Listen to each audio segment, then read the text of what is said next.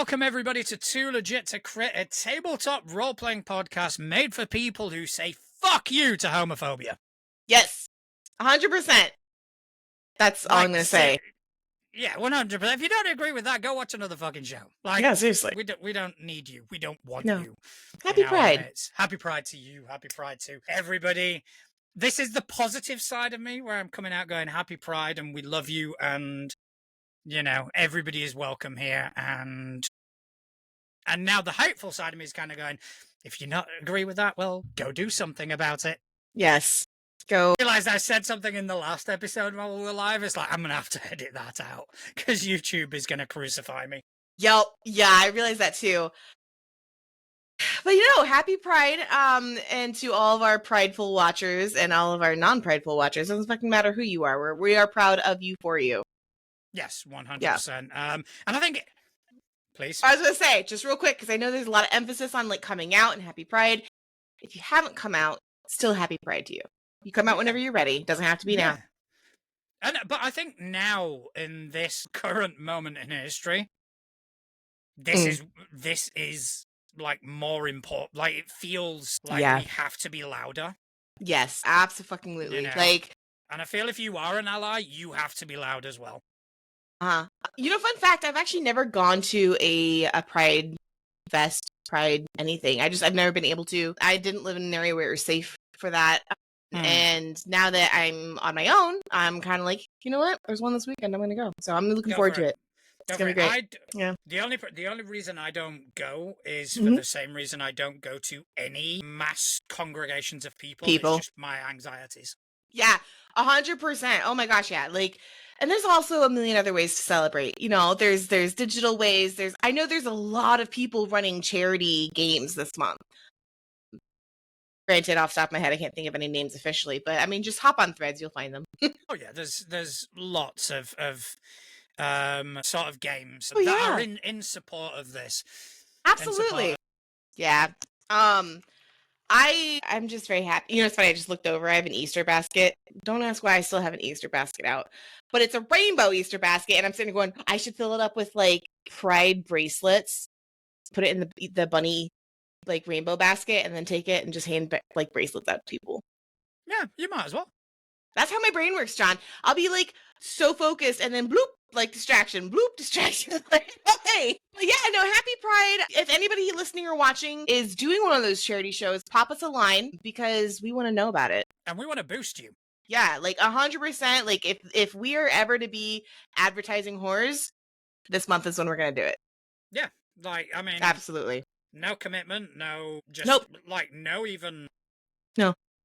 any sort of reciprocation. It's just you tell us what we need to advertise and we'll advertise. We don't absolutely. You know, we don't have any qualms about doing that. Not this month, not for this. For this or any great cause, but obviously this month is Pride. Yes. But yeah, we're always gonna kind of boost and support people in the community. Yep, absolutely. But how was your gaming week? Speaking of Pride, are you proud of your gaming? Dude, I am. I'm very proud of my gaming week. So this week, obviously, we started out on the Monday. We got back to Winter's amazing Pathfinder game. And we just really love that game. Like, it is... And this one, were you the automaton monk? No, not monk. Cleric. No, cleric. Okay. Cleric. I'm like a war priest. So, yeah, we figured we needed a frontliner as well as healing, so I went, I got it. And it was just, every one of those sessions is batshit insane. Good. That's the good kind of games, though, is when you walk away from a session, you're like, what just happened? Yeah. It was really good. And we're doing it again tomorrow, and we've got another player joining us. Another player joining in the chaos. It is Misfit's partner. He will be joining us, and I love that. We're going from 3 to 4, and yay, more chaos. I love that. I like it when like slowly you just gotta get to drag people into the game. As long as there's space for it. Like our table is so full, it's almost busting. But so then on Wednesday it was meant to be a fabulous game, but 2 of the players couldn't make it. Because Couch and I run alternate weeks. Okay. So I said, I could run something, thinking maybe Blades in the Dark or something. And our friend Chris went, well, you keep saying about trying Savage Worlds. Did you? Yep. I did. I lost my savage virginity. Good. It's about damn time. And it was fucking amazing. What a system. Good. We even though, because we were, the whole objective of the session was to learn the system. So it was very much pause, look this up, pause, look this up. And we were running the adventure kind of by the book. Okay. But even then, I was seeing the potential of this could be good. I saw the potential of using those tools to tell a better story. Good. It was fantastic. As well, we brought in a new player. Did you? Who's going to be joining our Delta Green game? But okay, because that's the one you said you're gonna like slowly ease into, right? No, he's going in the deep end. He's going in partway through Impossible Landscapes. Jesus. That is not easing. That is just that's a sink or swim situation. He'll swim, no problem. Really? Yeah. Have they ever played before? I think he may have played D&D at one point, like a long time ago. General concept. They're not stranger to gaming. I mean, he got dumped into Savage Worlds on Wednesday. So he'll be fine. It was fine. It was like, oh yeah, I enjoy this. Yeah. Just big shout out to chat, because I didn't say hello today. So, hey everyone in chat. We've got Connell in there, we've got Stefan in there. We've also got Corey in there. How you guys doing? Oh, glad y'all are joining us. Yeah. I love Savage. It's so good. It is, and I can easily see it becoming my sort of go-to system. It's the reason I like it is because you can almost use it for anything. Almost. I say that with parentheses, but yeah, it's good. I will probably be putting that to the test. I've got a lot of ideas for a future campaign, and it is a campaign that will lend itself to multiple settings. Okay. So, yeah, I'll probably be testing the limits of what Savage Worlds can do. Keep me updated on that, because I'm very, very curious. I love systems. I love exploring new systems, but I'm also very curious as to how far you can push a system before it's like it quote unquote breaks. Like it can't handle the concept. But I keep trying to come up with this campaign idea, and the more I come up with the campaign idea, the more I'm like, I should just make this into a system, and then like, no, I should just write a book, or maybe I should just illustrate it and do concept design. Like I can't focus in. It's just like I have this like little idea, and like, oh yay, and then boom, I'm like, no, I need to like rein that sucker back in, and I don't know how to do it. So I mean, why can't you start it out as a campaign, play it, then potentially write a book? Because people have done that before. Yeah, people have written books of their campaigns. Yeah, they've told a story based on that campaign. Yeah, and I've also thought about like taking a system and then sprinkling it. Oh, they are. One of my players is. They're wanting to write, I don't know to what extent, but they're wanting to write the story of the campaign that I did, the Pathfinder 2 campaign, from the perspective of her character. Oh, interesting. So every now and again, she'll sporadically message me and just kind of go, when we did this, what was it? And I'm like giving her all the information. And I love that. And so, so she is actually writing a book on our campaign. That's fantastic. I write, no matter what game I'm playing in, I write. So for this current game, I'm writing letters home. First person of my character. So that's always fun to go back and reread it. Sometimes I'll write scenes like that don't happen in game. It's like the behind the scenes situation. I love writing. I miss writing, but you have an idea there. I'm thinking maybe I should start with like a campaign and a system, but then sprinkle my own like sprinkles. Like this is a mechanic that I want to test out before I blow it into something else, and just be kind of like, hey, sprinkle. We all love sprinkles. Not only that, if you're wanting to write a narrative based on the campaign, there's nothing better than figuring out plot holes than players. Mm-hmm. So you come up with this thing. If a player just kind of bypasses it because there's something you didn't think of, you can go, oh shit, I could put that into the narrative, or I could change that narrative and embellish it in another way. Yeah, I love my players' creativity because fucking hell. Yeah. So speaking of our game weeks, we did a double feature last week because it's Memorial Day weekend. So we ran 2 games in one hit, which for me as a GM is always like, that's my like crowning glory, is when I can get a good full session in where the players feel satisfied, but I hit that timing mark. For me, as like I don't say type A personality, but like control freak that I am, I'm like, yeah, I did good. So we split the night up into two shifts basically. And I did it. And I hit it right on the mark with even some extra time for players to like, okay, go get your character sheets, go to the bathroom. This is like intermission, take a snack. And then the other GM, Connell, took over for his game the second half of the night. So it was like a double feature movie, and it was really good. But my players are absolutely psychotic. They're talking about it. Is. I loved it. It made me so happy because we're talking espionage. And I thought one of our players plays like a super sneaky, stealthy, like tunnel dweller. And I thought this was going to go down the route of like, he's going to go and be super sneaky and like report back to the group and they're going to come up with a plan. No, they just go all glory blazing bravado. Two characters come up with some bullshit lie to get to the general's tent, while the other three characters, I apologize. One's a druid and turns into a great eagle, and just like kamikaze drop them all right on top and into the general's tent. And I'm like, as a GM, I'm going, what the hell, Macy? It was so good. And I was just like, okay, I was expecting, but let's run with it. It was so much fun. They're crazy. My table's crazy. Absolutely crazy. It's a good thing. It is. It keeps it from being boring and like, oh, well, yeah, this is the story. Obviously, they took the whatever. No, like they come up with their own ideas and I love my players. They're so genius and creative and they keep me on my toes and they're not boring. And I love every one of them. They're great. I gush about my players. They're good. So, are you gaming again tonight? I am. So it was my game, and then it was Connell's game, which, hello, like his game is so intense. His is on the flip side, like so intense emotionally. Like we are constantly doing mini scenes between games in his game, between characters. So our characters can like hash out emotions and stuff. But no, it's my game again tonight. I am GMing, so we're going to figure out if anybody survived the dive bombing of the tent, because... And that's what I do. I do like to end on cliffhangers. So they literally dive bombed the tent. I'm like, all right, and that's it for tonight. Everyone's face was like, oh, come on. I'm like, yeah, I enjoy doing that as well. I enjoy getting to a point and kind of going, and we'll see what happens next week. And you fucking bastard. Yeah, and that also for me, it gives me the opportunity to create a little bit of tension, because then I kind of get to pick and choose which player's point of view I start back up with, which I think I know what I'm going to do. It's going to be good. I'm excited. I'm really excited for tonight. It'll be good.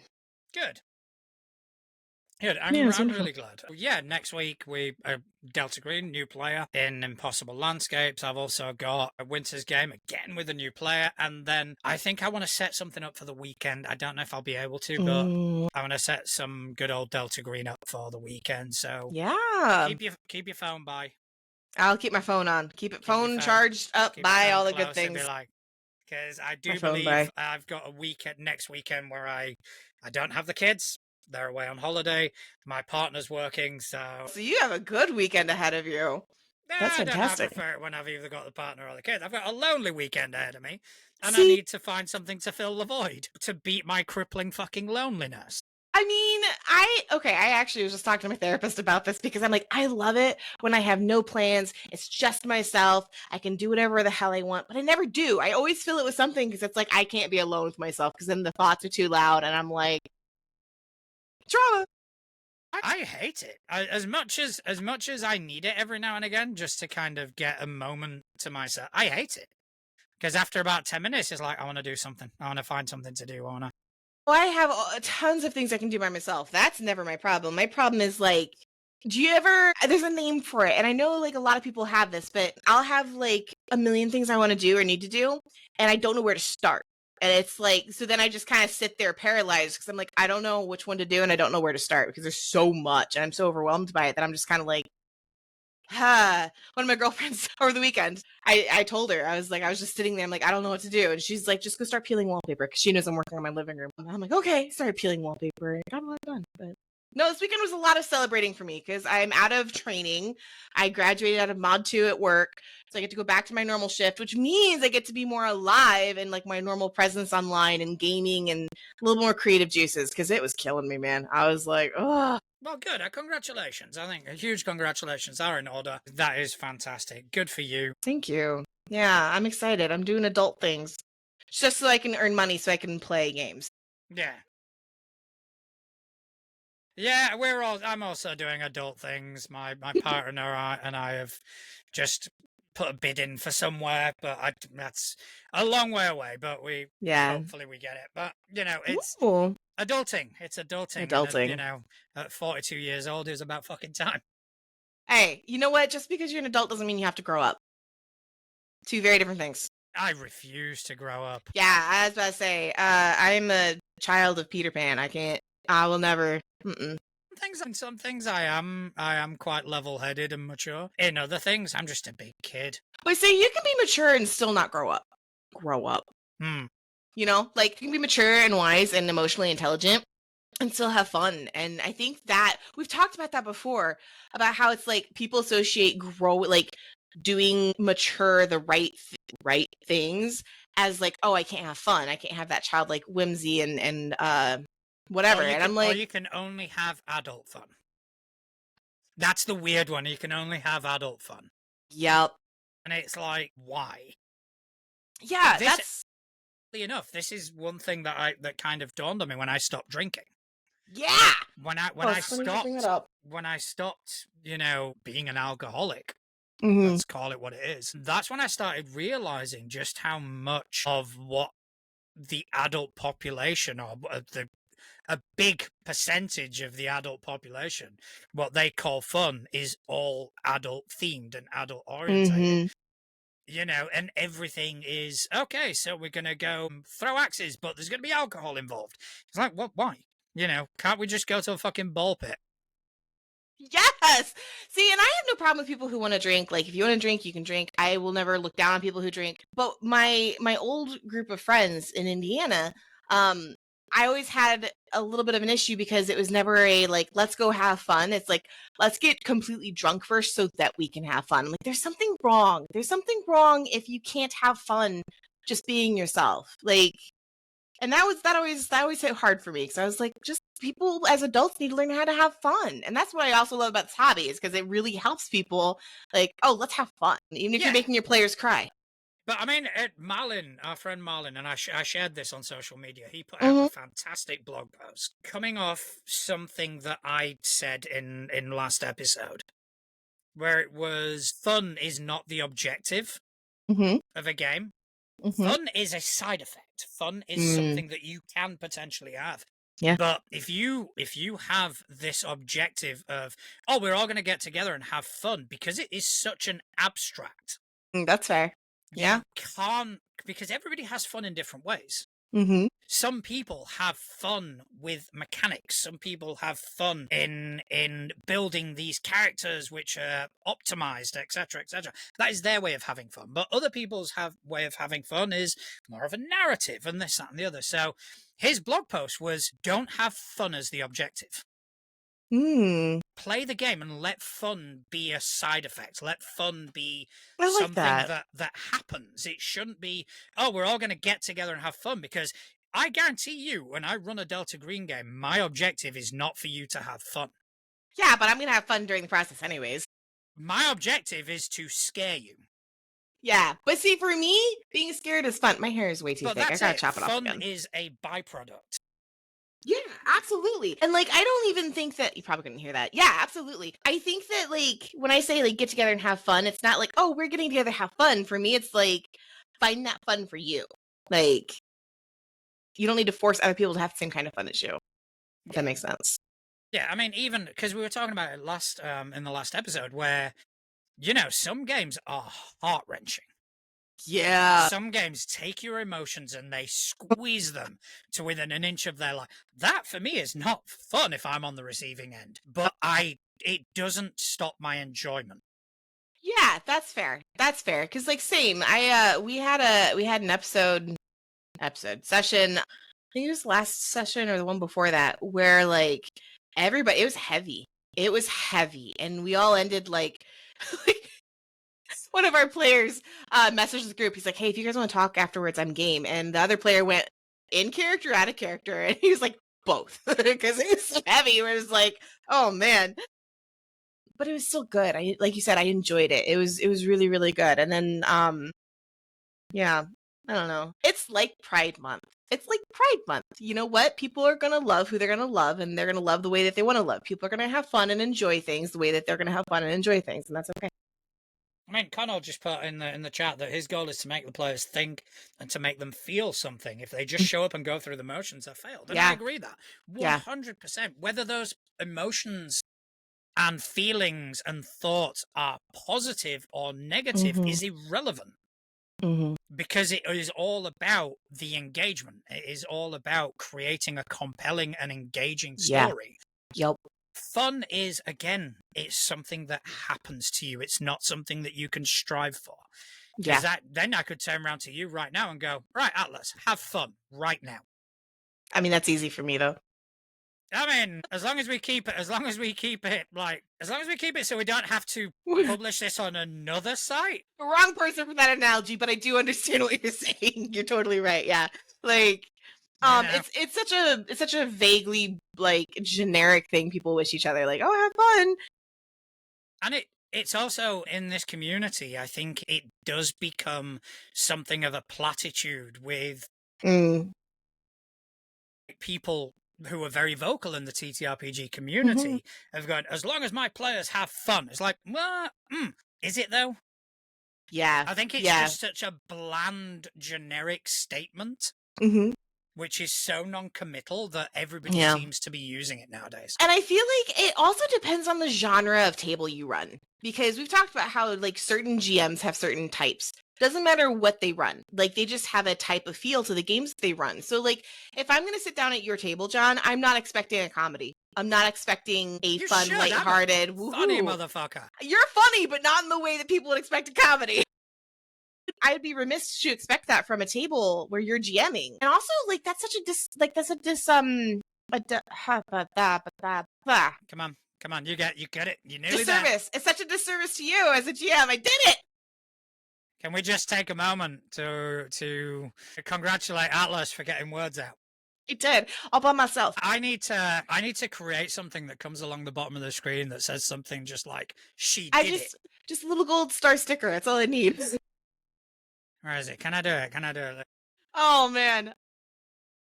But no, it would be a disservice to you as a GM if I was like, oh, all right, John, run a fun game for me. So for me, I wouldn't sit down at your table and be like, okay, make me happy. I did it. Yeah, I've now saved that. Oh God. So I need a way to just kind of go, oh. Yeah, but there's even the confetti and sprinkles and stuff. I will find a way to do that. Don't worry. Okay, good. But yeah, no, like if I wouldn't expect that from you, and I wouldn't sit down at a table with Connell GMing and expect it to be a comedy, lighthearted, ha-ha game. Like even the game we're running now is very Ghibli, very anime coded, very coming of age story, and it's intense. It's very emotional. He always has these super emotional games. I have discovered my genre. I'm not going to say it because I have players in listening that I didn't realize was my genre. So, yeah, I want the players to enjoy themselves, but whether that be having fun, whether that be feeling something, whether that be having a moment of disconnect from the real world and being able to explore something in an alternative world, as long as my players walk away satisfied, so I'm a good dungeon. I mean, I do like comedy in my games, but then again, like even in Delta Green, I will inject comedy. Yeah, but that's just it. Injecting comedy doesn't necessarily make it a comedic game. I am very remiss to kind of get together a table of people and go, this is going to be a comedy campaign. Yeah, no. Because I don't think it will be. Right. Because I think you'd be putting so much effort and so much intent in trying to make it funny that it won't be funny. Like, the funniest moments in my campaigns have always been off the cuff. They've been improvised. The day Couch and I improvised for 25 minutes a conversation between his character and an NPC that went to very, very dark places. That, for me, was one of the funniest fucking times we've ever had at the table. But it wasn't in it wasn't in a campaign where it was like, this is all about fun. It's like, no, this is a campaign where some parts of it you're gonna really enjoy, you're gonna laugh, but other parts I'm gonna make you fucking cry. Yeah, well, that's the thing. I remember who said it. Someone said it. Someone smart on some sort of something said that, like, if you want to make someone laugh, you have to make them cry. If you want to make them cry, you have to make them laugh. Because, like, just one emotion is so monotone. you know? Who It said is. that? I I'm mean, trying to remember. I don't know, but you've got the old adage that tragedy and comedy are two Mhm. sides of the same coin. Exactly. Also, in the chat, remember the hostage situation in the inmates? That was tense. What hostage situation? Oh, the one where you murdered someone. That's right. No, that wasn't the hostage situation. Like a Hostage dude that. situation was where they expected me to murder someone and I didn't. Why do I not remember that? That was the bank. That was, I think it was the first time we had Cypher with us, maybe. Maybe. And we were at the bank, and yeah. I love what Corey just said in the chat. Comedy can only happen naturally in a game, I think. Then he puts, I think. It's such a small needle to thread to make it work otherwise. Like, forced comedy is always obvious. Forced anything is always obvious. Like, whenever I'm, like, even flipping through TikTok or anything, you can tell when something is, like, so forced. Like, oh, I'm doing this in order to do that. And it's like, I don't know, or you could just do a story and what comes will come of it. Like, You know, I mean, most of my games do have a comedic element. Because it's my nature, I make jokes. And the nature of the table I'm playing at is exactly the fucking same. uh-huh. However, we've got two tables which are, for the most part, the same players. Mhm. We've got Couch's Fabula game and Mhm. my Delta Green game. The comedy is very different. Yeah. The comedy in Delta Green is very situational, very sporadic, whereas the comedy in Fabula Ultima is very unrelenting because Mhm. it's a more light-hearted game. But at Yeah. no point is it a comedy game because I think that'll fall flat in any Absolutely. time you try it.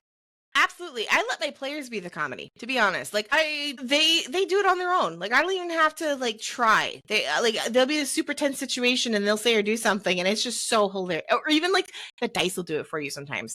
Like situation where like last game I had it was a perception situation, right? Where the dragonborn was someone not fall off the roof. However, what half of his team saw was he was about to throw someone off the roof. So like it was just one of those things where it's everyone's reactions, they got so into character. It was hilarious. It was a really tense situation and actually could have led to something horribly awful, but it was hilarious. It was so funny. And then like two of the players decided to go create a distraction in the bar. So super serious, like campaign. There's genocide. There's war. Like literally, you can hear horns from the army about to come into the city, and here they are, absolutely making me laugh. So like my players are amazing. Again, I cannot ask for a better table. They're so good. Yeah, comedy just needs to happen, like Corey said. Yeah. Yeah, it's, you know, and it's the funniest times are always going to be the least expected. Absolutely. But least expected is the best, in my opinion. And it always has the strongest effect.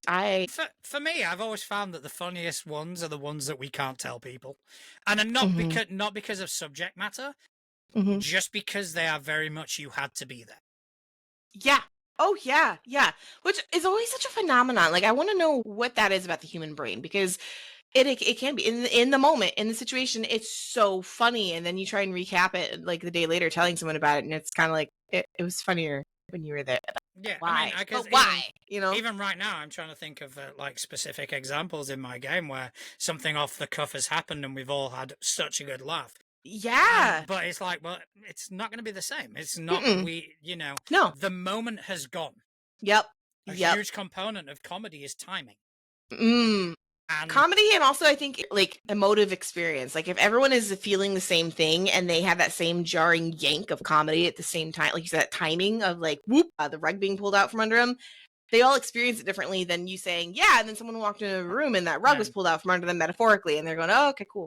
That's it. And I found, have you found that in general with TTRPGs?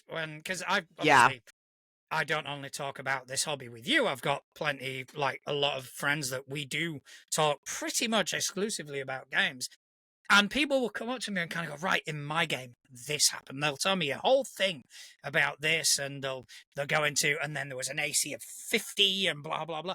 And I'm sat there going, fuck, this is boring. Is this what I sound like?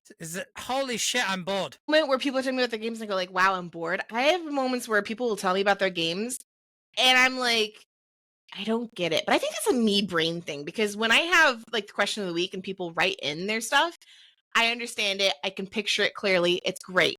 When someone is verbally telling it to me, I can't. I'm like, I know you just said something to me, but I don't know what you just said to me. Yeah, that's a point. I think written is definitely different. Yeah. Because when we read the questions, I can very much envision Right? Yeah. what's happening. It's because we all like to look at dead trees and hallucinate. Oh, clever. Ooh, I like that. That's a t-shirt.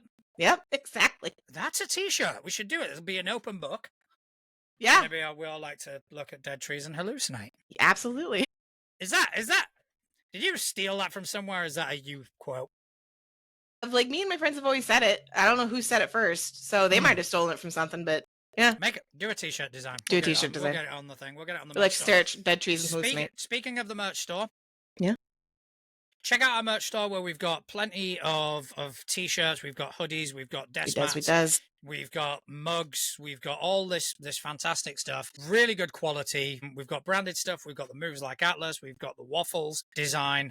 So, if you want to support us, you can do that monetarily and get yourself a little something in return.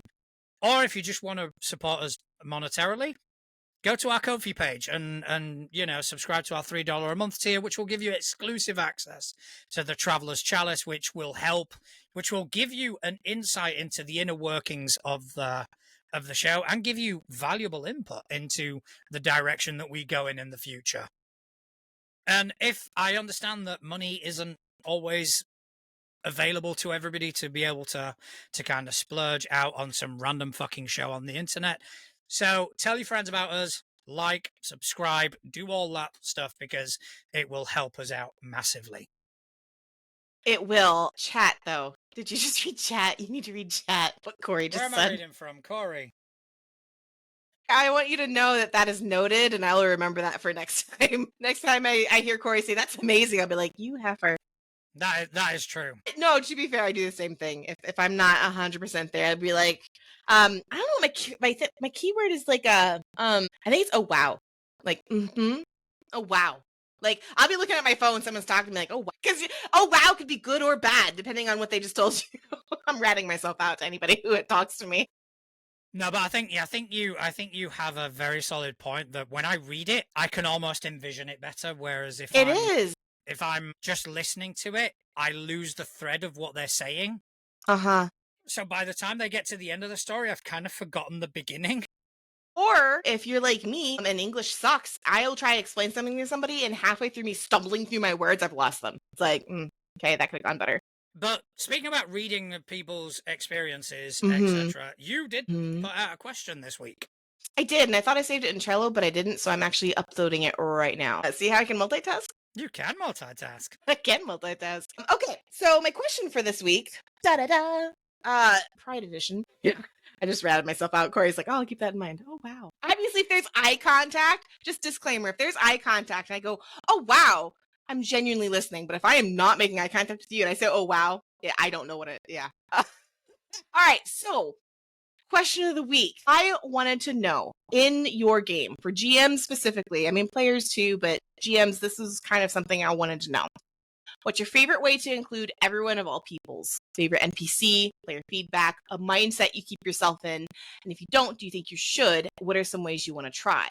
I also put the disclaimer out there that I did not want to hear anything about checklists or session zeros or automatic responses. Because I know that's super trendy right now to like send an automatic message of like, oh, well, if you don't have like 2 players of this color or 2 players of sexuality, I won't play in your AP. That's not what I'm talking about. I'm talking about at your home tables. How do you make sure that your space is safe and inclusive? And I know it was a hard question, so I knew we wouldn't get a lot, but I wanted people to think about it, right? Clearly a dinosaur responded with, which by the way, what an epic username. I love that. They're I interact quite a lot with them, or they interact quite a lot with us. They're yeah, come on the show. Come join us in the chat. Come hang out. Yeah, come hang out with us. Jeez, what else are you doing on a Sunday? Well, Atlas is a nice person. I'm all right. I'll beat him with a stick till he's nice. It's fine. No, won't work. Won't fucking work. It's clearly a dinosaur. One of my games is at a pride center, and so that game is just inherently queer-coded by the nature of the environment. In general, though, people want fun NPCs. There's that F word. There's a tavern owner that is always in drag, a trans member of the Thieves Guild that uses potions to look like the gender he identifies with, a very openly pansexual chaos monster named Hesh that nearly all players in all games go holy bard mode on. In all of my games, LGBTQ people and couples just kind of exist everywhere. I like the idea of not making them token characters and more just like, this is the world. They're out in the world. It's a normal thing. Normalizing it, I think, is super healthy in games. Making it a token character and like a caricature, I'm totally against. But when it's a genuine, like, no, this is a normal thing, I love that. Yeah. I love that pretty hard. And I think it's kind of hard to pull off well, but it sounds like he's doing a pretty good job. And then Corey Painter. Da-da-da. I have a handful of queer NPCs in my major campaign. One is also a character I play who is gay, and then in parentheses, I am pan. And incorporated as an NPC unless we change DMs. There's a lesbian couple who have shown up a few times. I always have inclusion in mind, and I sit with characters a long time and try to see what makes sense. I don't have a checklist, but I think long and hard about each character I come up with. I expand on characters by doing episodes between long recording breaks that explore NPCs. I am interested in expanding, or one of my players wants to know more about. I did one with a lesbian couple where one set up a whole elaborate theft thing for the other, and they didn't know. And when they stole a ring to deliver it, she realized they were by the sea, and her partner was waiting there for a ceremony. My concern is feeling like I am putting in characters to just put them in. I realized I was paying in my mid-30s and have been imposter syndrome regarding my sexuality. Corey, I feel you, man. Whoa! I just knocked over my dice box. It's okay. It's fine. All right. I love that. Like I just stated earlier, like putting them in as token characters and like, oh, putting them in to put them in. It's hard to not feel that imposter syndrome of like, oh, am I actually being inclusive or am I just, it's hard. That's real hard. I'm glad you shared that though, because that's so important too, is realizing that like, I have a lot of bisexual friends who are married to straight members. Let's put it that way. And that's something they struggle with too, is that it's like, so am I not bi anymore? I'm like, that you are what you are. And that is something to keep in mind, even when you're constructing a game. Like you're doing it out of the best of your heart. And I think anytime someone is trying to, I might get heat for this. I think anytime someone is trying to do something good, genuinely, not white knighting, not virtue signaling, but when they are trying to do good in making a place safe for all peoples, there is a place of mercy for mistakes. Because you should be able to approach someone with kindness and correct them. Be like, hey, I know you meant well by this, but without absolutely flaming and roasting them. I get very aggressive about that because kindness can go a long way. Like Corey stated, imposter syndrome, like, ooh, am I doing this right? I love that. Like, you saw me. I was like, oh my God, I love that story. It's beautiful. And I think that as long as you're doing your best and you're not hurting anybody, I think that goes a long way. I think imposter syndrome obviously is something that a lot of people struggle with, but I think to a certain degree there is a place for it. I think there is a place for it because, at least for me, it keeps me on my toes. Yes, and it keeps you in check. Like, it's a little bit of an accountability. I don't like imposter syndrome. I hate for my friends to experience that. I work against it. But it is good to always have that voice in the back of your head of like, am I balancing this correctly? I think that can be healthy, but to an extent. I mean, for me, right now, because I'm running mainly sort of pre-written things, I kind of go what's in the book, and I use the material that's there for me. Some of the material is queer coded. Some of it, is fantastic. But not all of it. But what I started doing is in my homebrew campaign is when I rolled an NPC, sorry, a lot of these things were part of that randomization. So gender, it wasn't male or female. It was male, female, trans, non-binary. I had all these options where I would roll, and whatever the result came out, that's what the character was. Yeah, I love that. I actually really, really love that. Like, just like the world, like, I'm not going to dictate what something is. I'm going to let the dice dictate it because that's kind of how the world works. And actually, Connell just brought it up in chat. I didn't realize this when I asked the question. But yes, Connell, to answer your question in chat, our whole table is now LGBTQ+. It wasn't before. but now it is actually currently. I think every single member is part of that community. Amazing. Yeah, and that's one of those things that like I said, I didn't do it on purpose. I wasn't going, oh yeah, like let's pick this person. But like, I think it shows when you naturally try to create an inclusive environment. People are going to feel safe with their people. Yeah. Yeah. I think that is primordial. That is the most important aspect, is for people to feel safe. Yeah, absolutely. And don't get me wrong, I have not always had this mentality. Mhm. I've not always had the same sort of, let's call it what it is, morals as I've got now. Yeah. But I've had to learn. Yeah, exactly. I think a lot of us had. And to be honest, a tabletop role playing game has had a massive input and influence in me becoming a better person, and it will do, because I've still got a long way to go. Absolutely. But being able to recognize that is so important. And I think for even our ally friends, because it's so easy to put emphasis on anybody in the LGBTQ, the rainbow alphabet community. Sorry, my English is bad enough in the first place. I'm going to fuck that up. Like, it's so easy to emphasis on that. But like, also like to our allies, like our allies are so important, because keeping that mindset open of like, I'm willing to learn. Like, there's so much more I still have to learn. Like, I don't have all the answers. It's so important, because I know a lot of people struggle with it. A lot of people have been raised in one way or another, and there's a lot to learn. It's a lot to learn. I actually really love what Corey just posted in chat. I'm saying he agrees with our aspect of the imposter syndrome, but all I want to do is support and celebrate everyone. I'm a white dude in a straight projecting relationship, and I do not want anything to come across insincere. I think when you are sincere, it's going to be really hard pressed for anyone to accuse you of being insincere. So I don't think, Corey, I think you're on the right track. Just from, I don't know you very well, but from a third party person, my interaction with you online and your content that I've seen, I don't get a single insincere vibe from you. So rest assured on that. No, and I think we're fortunate enough that a lot of our following are similar, and we can say quite proudly that we trust and we feel secure to be able to recommend the people that follow us closest absolutely to others, and just kind of go, yeah, this is a safe person, this good is a person, safe person, we trust, and that isn't easy. That's No. not something that comes easy to a lot of people, and especially as sort of followings grow, it gets harder and harder to monitor. But right now, I couldn't be fucking prouder of the people that are with us on this journey. Yeah, our community is fantastic. I love all of you guys. Like, there's not a single person that I'm like, ooh, questionable. We have very, very straight people in our community who are so supportive and so strong allies. Like, I wouldn't hesitate to throw someone in their game. Like, yeah, go play in, go play in Corey's game, go play in Rob's game. Like, it's safe. It's good. So yeah, way to go, team. Yay. Yeah, I mean, this is something that is serious. This is something that is hugely important. Yeah. And, make people safe, make people feel safe, make people secure. And I don't know, if you are one of the sort of people who has a problem with certain members of the community, then you're not welcome at my table. Yeah. You're not welcome in our following either. I don't care. Yeah. It's not a numbers game for me.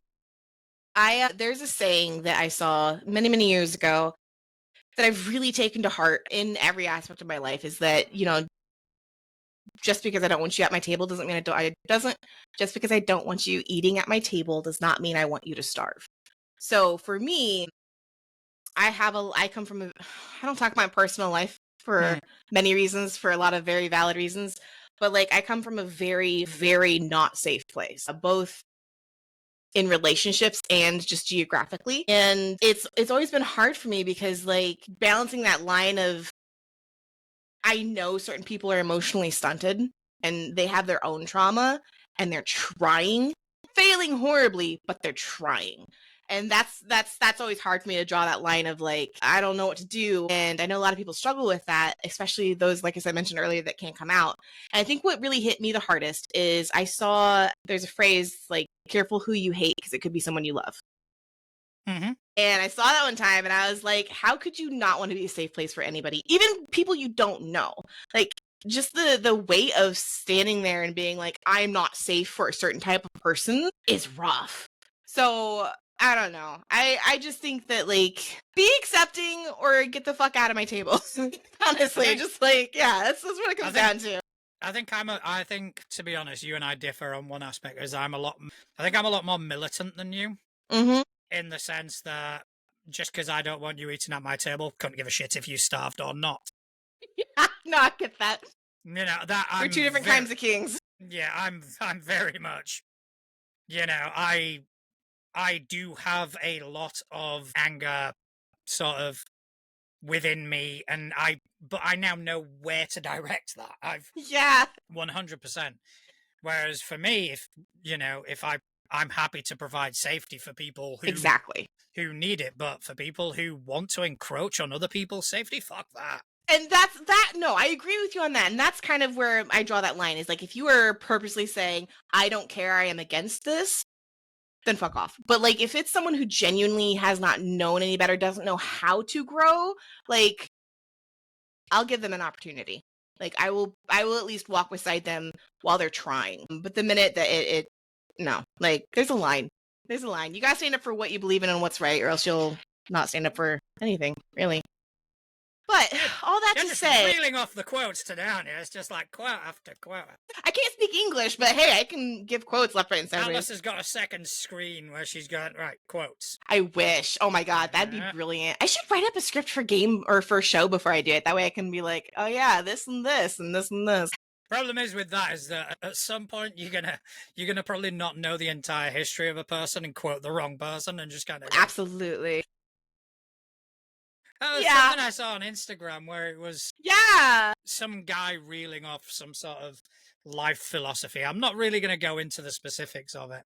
And it was one of these philosophies where you kind of go, you know what? I think the guy's got kind of a point. And then you start reading the comments and then it's all like, but this guy did this and that. And that is like, oh my god. Okay, that's somebody I really don't want to take Never any mind. cues from. Yeah, no, you don't want to quote that person. On a much lighter situation, I remember Sammy was talking in one of our discords about something about like the something mango, the tangerine something, and I was so offended. And I played it up. It's like, how could you call him that? I'm so offended, and it made it sound like I was pro, asshole. And I was like, I love mangoes. That's such a disrespect to the fruit. She lost it. I was like, yeah. But, it is what it is. What is in your cup? Wait. Did I see that right? Okay, I did see that right. I was like, is that a flaming skull? It is a flaming skull. I got this off my kids for either a birthday present at some point or a Christmas present. That's adorable. Yeah, my kids get me the best shit. Yeah, kids are amazing. I love kids. I don't want any, but they're amazing. And now that my eldest is at an age where he does have a genuine input on what gets bought for me, whereas, when they were younger, it was like very much, mum would go out and pick a present for me and I'd do the same when it's her birthday. But now they're at an age where at least my eldest is like, okay, so what should we get, mummy? And they'll pick something out genuinely heartfelt and genuinely thought out. Love that. I may need a bit of prompting every now and again. Yep. Especially my youngest, who will just kind of go, I like that. And it's like, okay, she might not need sanitary pads for her birthday. That's fantastic. My parents did the same thing. Like, they never forced me to use my own money when I was younger, but they're like, hey, it's Father's Day. You want to get something for your dad? I'm like, yeah. And I get so excited. I ruined it for my dad one year because we got him a really nice watch. This was back when I lived in California. And we wrapped it in a Lego box as kind of like a gag gift, like a surprise. And he's unwrapping it. And I was like, see, California. I was 4 or 5. I was so excited because I knew the watch was a really good gift. And I helped like pick the wrapping paper. And he opens it and he sees it's a Lego box. And you could he was kind of looked at it confused, which little me took it as like, oh, he's sad. And immediately like, oh no, don't worry, Daddy, it's actually a watch. So like, I was so bad at keeping secrets as a kid. So bad. Even now, I can't really do it. I mean, as much as I'd love a watch, I would also love a Lego set. Right? Oh my god, the Legos. Listen, if I had money to blow, which I don't, the Rivendell Lego set. My god. I'm not seeing it. It's so good. It's so pretty. I want it so bad.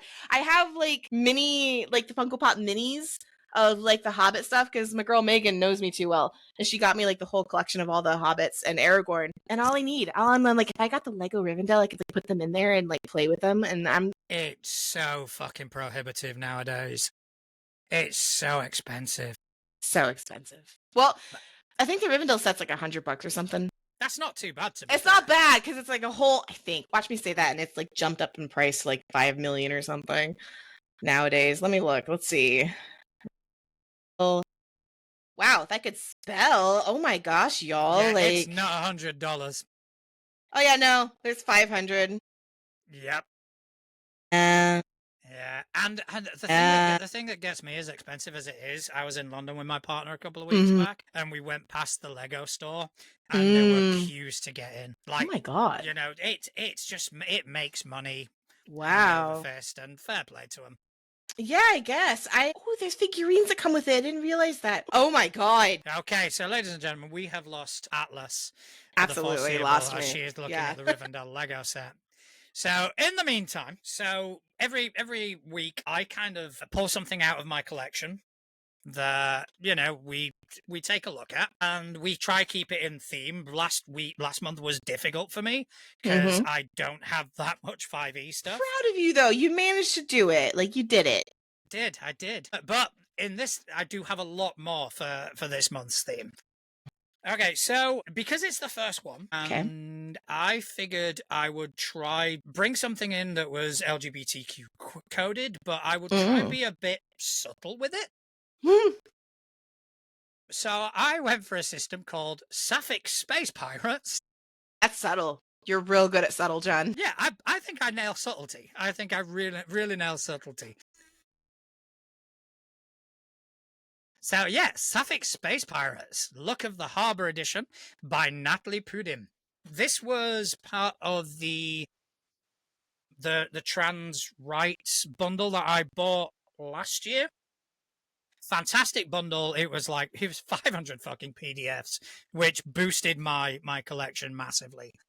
Yeah. And this was in it. This was absolutely fantastic. Now, this is a GM-less and diceless system. So I know Atlas is going to kind of go diceless. However, there is a diceless game... and GM-less. Does it have other players, or is it just a book? Yeah, no, it has other players. It is for multiple players, and it does have a system of sorts. So the system... See, the thing is, I look these things up beforehand and then completely forget about them when I need to present them, which is fucking annoying. But it is... Ooh, pretty. Also, it's space, it's pirates, like it's up my alley. It doesn't matter. So it is a game that uses the belonging outside belonging system. It doesn't use dice, but each character has weak moves. And when they say weak moves, they're more negative. But every time you do a weak move, you get a token, which will then allow you to do a strong move, which is more positive coded. All right. And the whole system is based on that. However, there's a lot more to it. You get to build a ship.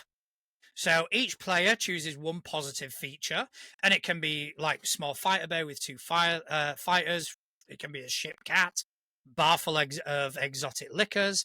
And then the crew, they choose 2 drawbacks, where it can be the notorious and hunted, it can be dodgy, registration and attach previous owner. So, you've already got could be fun plot hooks with the ship itself. As a crew, then you decide what you're leaving. There's suggestions here. You decide where you're going. So everybody together as a table, you decide the confines of the narrative. Love that, actually. And then you've got your playbooks, where we'll take the first one as an example, where you've got the veteran. The veteran, you have got an objective, which is, can camaraderie soothe the wounded soul? Are you a hard ass? Are you soft in your old age? Can you finally make time for love? You pick a name, which they give you parameters for which your name would come from. You choose your form, your gender, you choose your eyes, but then you can add a couple of more traits where you get to personalize your character a bit more. And it is very much prompt based. Okay. So you get prompt. Why is this ship your home? It says after the war you just kept sailing, or you sacrificed everything. All you have left is the void of space. What picture is in your pocket? So everything has narrative prompts. Okay, interesting. All right. Okay. After But how do you you just pick it? You don't just pick it. roll? You create your character. There are no dice in this. No dice whatsoever. And I know you don't like a lack of resolution mechanic. I really like the clickety clackety pretty things. I agree. I like them as well. But again, this will very much prompt role playing. I'm going to wait for you to put that back on because I heard my voice. Sorry. Nah, no worries. My hair is getting to that. Like, I had a pixie cut in December and it's growing out, but it's at that really uncomfortable, it doesn't stay anywhere phase. So I keep having to like flick it out of my eyes. So, when you actually play this game, you've got 3 types of moves. You've got strong moves, which tend to be more positive. You've got regular moves, which are standard. Then you've got weak moves. However, in order to be able to perform a strong move, you have to have tokens. And in order to gain tokens, you have to use weak moves. So you have to do negative things in order to later on in the game be able to do positive things. So there is a resolution mechanic of sorts. Okay. If you want to save someone's life, just highlight that there. If you want to save someone's life and you don't have a token, you cannot do that. Are you following? Why not? Because you need to spend a token to do it. Oh, okay, I get you. Okay, right. It is, at the end of the day, a game. Yep, that's fair. And that is the mechanic of the game. You need to have these tokens in order to spend things. So in order to gain tokens, you have to do the negative. Are the tokens just for like anything in general, or is it like just like, oh, the super good things, like you said, saving someone's life? Like, yeah, the tokens are for them. The tokens are for the get out of harm's way. Know just what to say to get the best out of your crewmate. Save someone's life. I see it very much as moves from PBTA. So basically, all right, or exertion points, something like that. Yeah, save someone's life could take on a million different forms. Yeah. Okay. Open up to someone could take on a million different forms. Unless you have the tokens to spend, you can't do that. So there isn't a random mechanic, but it is very much resource management. Which I do actually like. Yeah, so you have to be, at some point, be a bit of a dick. In order to gain these tokens. Yeah, but I feel like as a space pirate, that'd be easy. I'm for it. I'm absolutely for it. Especially this one, the veteran. So you are playing someone who is quite cold. So if you come off as cold and hard, you gain a token which you can use later on in the game when needed. Yeah, like that. It sounds fun. Like the F word. No, but for real, like this game sounds fun. I think I'd really enjoy it.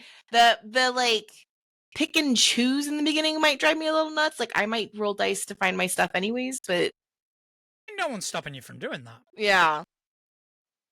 Just because for me, like I love customizing characters, but at the same time, if I can pick and choose whatever I want, sometimes I let myself down. Whereas if I just randomly let the dice do it, I'm like, oh, this is interesting. I never would have thought of this. I want to try this. You know what I mean? Oh yeah, definitely. And like Stefan said, it could be adapted quickly for dice. Yeah. So like any game, you can take it and do whatever you want with it. Yeah. I do like it, and I do like that a lot of what happens, especially when we start looking in the moves, they are all geared towards, or a lot of them, should I say, are geared towards the other crew members. So it is very much about it. Love that. I like how it's the give and take of like the weak moves and the strong. I really actually genuinely like that. Because it gives me the vibe of the hero point. Like I want to use a hero point to intercept or something like that. But you have to earn it, which I think is very fun, in my opinion. Yeah. Creates some interesting narrative moments, like you said. So just going to the blurb at the back. So Sapphic Space Pirates is a diceless game master free tabletop role playing game for 2 to 6 players. You explore the stars and the bonds of queer community in a cozy adventure. Maybe you'll be in a fresh faced satyr, baby dyke, covered in engine grease, a hotshot high femme pilot, or a dandy dapper butch centaur with a loyal dog. Build your own ship, choose the journey you are on, and explore a galaxy full of colourful nebula and bloodthirsty pirates with a crew as gay as you are. I love that. So, Wait, how do you?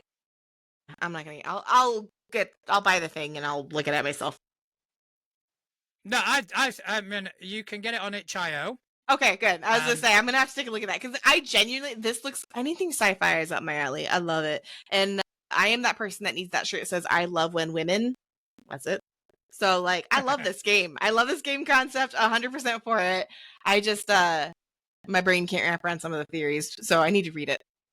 Yeah, I think that's it. It's like we were talking about before. Hearing about it and Mhm. reading it are two very different things, and we absorb the information. Yeah. So I am just gonna post the link at the bottom. So follow the link at the bottom. Clicky clicky. Clicky clicky. So yeah, that is what I wanted to talk about this week. And yeah, looking forward to bringing out more stuff for next week. Yeah, it's gonna be a good month. It's gonna be a real good month. It's gonna be a fantastic month. I'm excited. But I think that's about all we've got time for this evening. So Wah wah. do you want to tell people whereabouts they can find you on Tinterwebs? Yeah, anywhere except for that one place. But yeah, you can find me at Atlas Ursa, Atlas like the Titan, Ursa like the bear. Threads, Instagram, TikTok. I'm forgetting one. Blue Sky. I always forget that one. Yeah, come chit chat with me. I do have a Discord, so if you just want to hang out with gamers and play games, we do closed door gaming. We've been busy because it's summer, but just so you know, if you want a safe place to try a system, play a game without it being streamed or anything like that, come hit me up. Yeah, as for me, you can find me anywhere on the internet as well. I am behind all of our social media. You can find us on Threads and on Instagram, on TikTok. Mm-hmm. You can find my own personal account on Blue Sky. That's kind of where I've kind of taken it to be a more me thing on Blue Sky. So you can probably see me being a bit more me. Mm-hmm. For good or bad, however you want to take that. Mm-hmm. I want to send a big thank you out to everyone who's joined us in the chat. We love you guys. Thank you for your dedication week in, week out. And we also have a Discord. If you want to come and join us and hang out with us, feel free to join us. Just go to toolegit.com and you'll find links there for everything that we have to offer. Most of all, I just want to thank everyone who's taken time out of their busy day to listen to two idiots waffle on about tabletop role-playing games. Thank you very much. Good night. Happy Pride.